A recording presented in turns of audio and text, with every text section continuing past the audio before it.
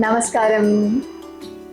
കഴിഞ്ഞ കഥയില് നമ്മൾ നിർത്തിയത് നമ്മുടെ എല്ലാം ഏറ്റവും ആദ്യത്തെ ആൻസിസ്റ്റർ അഥവാ പിതൃക്കൾ ഒരാളല്ല, ആദ്യത്തെ പിതൃക്കൾ എന്ന് പറഞ്ഞാൽ മനു. അതും സ്വയംഭൂ മനുവിനെ പറ്റി പറഞ്ഞിട്ടാണ്. ആ സ്വയംഭൂ മനു അതുപോലെ ശതരൂപ എന്ന ആദ്യത്തെ മനുഷ്യനെയും സ്ത്രീയെയും ബ്രഹ്മാവ് സൃഷ്ടിച്ചു. അതിനുശേഷം രണ്ടുപേരേക്കും പാണിഗ്രഹണം ചെയ്തു കൊടുത്തു. അവർക്ക് 2 പുത്രന്മാരും 3 പുത്രിമാരും ഉണ്ടായി. ഇനി അങ്ങോട്ടാണ് നമുക്ക് കഥ വരുന്നത്. ഇവരിൽ ഈ 3 പുത്രിമാരിലെ രണ്ടാമത്തെ പുത്രി ദേവഹൂതി എന്ന പേര് ഒരുപാട് സുന്ദരിയാണ്, അതീവ സുന്ദരിയായിരുന്നു. ഈ സുന്ദരിയായ രണ്ടാമത്തെ പുത്രിയെ ബ്രഹ്മദേവന്റെ നിഴലിൽ നിന്നുണ്ടായ മകൻ പേര് കർദമൻ, അദ്ദേഹമാണ് വിവാഹം കഴിച്ചത്. അവർക്കും പുത്രിമാരും ഒരു പുത്രനും ഉണ്ടായി. ഇന്നത്തെ കഥ അതിലെ പുത്രനെ കുറിച്ചാണ്. പേര് കപില. പക്ഷെ അദ്ദേഹം അറിയപ്പെടുന്നത് കപില വാസുദേവൻ എന്ന പേരിലാണ്. കാരണം അദ്ദേഹത്തിന്റെ വിഷ്ണു ഭക്തി അത്യധികം ഡിവോട്ടഡ് ആയിരുന്നു. അദ്ദേഹം അത്യധികം അഗാധമുള്ളതായിരുന്നു. അതുകൊണ്ട് തന്നെ അദ്ദേഹത്തിന്റെ പേരിനോടൊപ്പം വാസുദേവൻ എന്ന വിഷ്ണുവിന്റെ പേര് കൂടെ ചേർത്തിട്ടാണ് അദ്ദേഹത്തെ വിളിച്ചിരുന്നത്. ഇത് ആണ് ഇന്നത്തെ കഥയിൽ. ഈ കഥയിൽ നമ്മൾ അറിയേണ്ട കാര്യം എന്താന്ന് വെച്ചാൽ, ഈ രണ്ടാമത്തെ പുത്രി, ആദ്യത്തെ മനുവിന്റെ രണ്ടാമത്തെ പുത്രിയും ബ്രഹ്മദേവന്റെ മകനും കല്യാണം കഴിച്ചുണ്ടായ കുട്ടികളിൽ പെൺമക്കളെ എല്ലാം അവർ കല്യാണം കഴിച്ചയച്ചു. ആകെ ഉണ്ടായിരുന്ന ഒരേ ഒരു മകനാണ് കപില വാസുദേവൻ.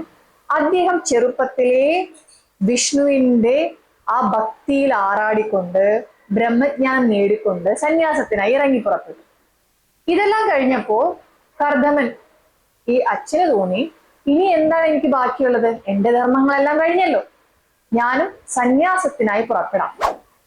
നമുക്കറിയാലോ, നമ്മളുടെ പാരമ്പര്യം അനുസരിച്ച് ഗൃഹസ്ഥം കഴിഞ്ഞാൽ ഇനി സന്യാസമാണ്. എല്ലാം ധർമ്മങ്ങളും കഴിഞ്ഞാൽ സന്യാസത്തിന് പോയി ഈ മോഹമായിൽ നിന്നൊക്കെ രക്ഷപ്പെടണം, ലിബറേഷൻ കിട്ടണമെന്നാണ് നമ്മുടെ ശാസ്ത്രങ്ങൾ പറഞ്ഞിരിക്കുന്നത്. അതനുസരിച്ചിട്ട് കർദമൻ ഇറങ്ങി പുറപ്പെട്ടു. പക്ഷേ രണ്ടാമത്തെ പുത്രി, അതായത് കർദമന്റെ ഭാര്യയ്ക്ക് അത് ഇഷ്ടപ്പെട്ടില്ല. കാരണം എങ്ങനെയാണ് എന്നെ ഉപേക്ഷിച്ച് പോകാൻ പറ്റുന്നത്? ഞാൻ ഇപ്പോഴും ഇവിടെ ഉണ്ടെങ്കിൽ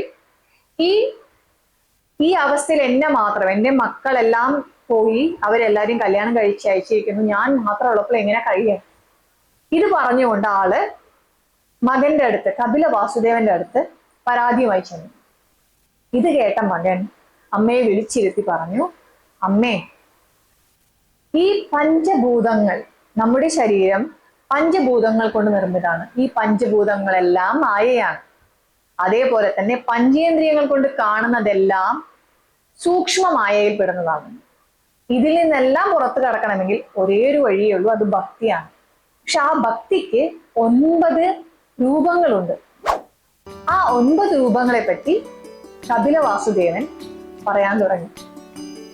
ആദ്യത്തെ ഭക്തിയുടെ രൂപം നിങ്ങൾ ഓൾറെഡി ചെയ്തുകൊണ്ടിരിക്കുകയാണ്. അത് എന്താന്ന് വെച്ചാൽ ഭഗവത് കഥകൾ, ഭഗവാന്റെ അവതാര കഥകൾ കേട്ടുകൊണ്ടേയിരിക്കുക. അത് 1 ഫോം ഓഫ് ഭക്തി, ഫസ്റ്റ് ഫോം.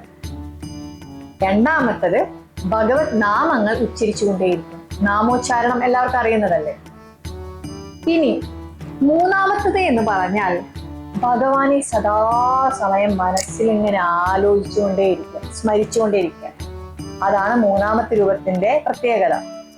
ഇനി വരുന്നത് നാലാമത്തത്, എന്ത് കാര്യം ആയിക്കോട്ടെ ആദ്യം ഭഗവാനെ ആലോചിക്കുക, എന്നിട്ട് തുടങ്ങുക, എന്നിട്ട് ചെയ്യുക. അതാണ് നാലാമത്തെ രൂപം.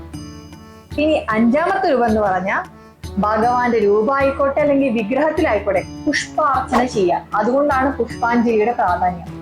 എപ്പോഴും പറയില്ലേ, പുഷ്പാഞ്ജലി എഴുതുക എന്ന് പറയുന്നതിന്റെ പ്രാധാന്യം അതാണ്. അതൊരു ഫോം ഓഫ് ഭക്തിയാണ്. അത് 5ാമത്തെ രൂപം. 6ാമത്തത് നമ്മൾ എപ്പോഴും എല്ലായിടത്തും കാണുന്നത് എന്താ?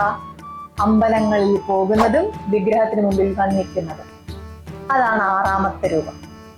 7ാമത്തെ രൂപം എന്ന് പറഞ്ഞാൽ ഭഗവാനെ നമ്മുടെ സ്വന്തം കളിത്തോഴനായിട്ട്, ചങ്ങാതിയായിട്ട് അല്ലെങ്കിൽ യജമാനനായിട്ട് വിചാരിക്കുക.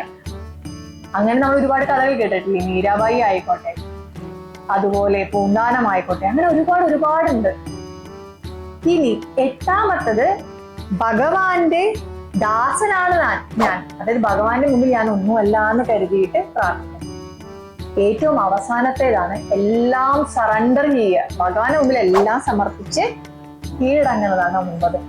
ഇങ്ങനെ 9 ഉപാസനകളാണ് ഭക്തിക്കുള്ളത്. ഇതിൽ ഏതെങ്കിലും ഒന്ന് ചെയ്താൽ മതി ഭക്തി ഉണ്ടാവാൻ. പക്ഷേ എല്ലാം തികഞ്ഞതാവണമെങ്കിൽ 9 വേണം. അത് നമ്മൾ ചെയ്യണമെന്നില്ല. ഇപ്പൊ നിങ്ങൾ സ്ഥിരമായി ഈ ഭഗവാന്റെ അവതാര കഥകൾ കേട്ടാൽ തന്നെ ഭക്തി മാർഗത്തിലാണ്. പക്ഷേ ഹൃദയത്തിൽ കളങ്കം ഉണ്ടാവരുതെന്നേ ഉള്ളൂ. ഇതൊക്കെ പറയാൻ തുടങ്ങി. കപില വാസുദേവൻ ഇതെല്ലാം പറഞ്ഞ് അമ്മയെ കേൾപ്പിച്ചപ്പോൾ അമ്മയ്ക്ക് മനസ്സിലായി, ഇതുകൊണ്ടാണ് എൻ്റെ ഭർത്താവ് എന്നെ ഉപേക്ഷിച്ചു പോയത്. ഉപേക്ഷിച്ചതല്ല, അദ്ദേഹത്തിന്റെ ധർമ്മം നിർവഹിക്കാൻ പോയതാണ്, ഞാനും അതുപോലെ ചെയ്യണം. അങ്ങനെ കപില വാസുദേവന്റെ അമ്മയും ഭക്തിമാർഗം പിന്തുടരാൻ തുടങ്ങി, സായുജ്യം പ്രാപിച്ചു ഭഗവാൻ. ഇന്നത്തെ കഥ ഇവിടെയാണ് പൂർണ്ണമാകുന്നത്. പക്ഷേ എന്റെ ചോദ്യം ഇവിടെ തീരുന്നില്ല. നിങ്ങൾക്ക് ഇതിൽ ഈ 9 ഉപാസനകളുണ്ട് ഭക്തിയില്, ഇതിൽ ഏതാണ് താല്പര്യപ്പെട്ടത്, അല്ലെങ്കിൽ ഇപ്പൊ ചെയ്തുകൊണ്ടിരിക്കുന്നത്? ഈ കഥ കേൾക്കുന്നത് നിങ്ങൾ ഇപ്പൊ ചെയ്യുന്നുണ്ട്, അതല്ലാതെ ഏതൊക്കെയാണ് നിങ്ങൾ സ്ഥിരമായി ചെയ്യുന്നത്? ഇനി അഥവാ ചെയ്യുന്നില്ലെങ്കിൽ ഏതാണ് നിങ്ങൾ ചെയ്യാൻ പോകുന്നത്? ഇനിയും അടുത്ത കഥയുമായി വരുന്നത് വരെ നന്ദി.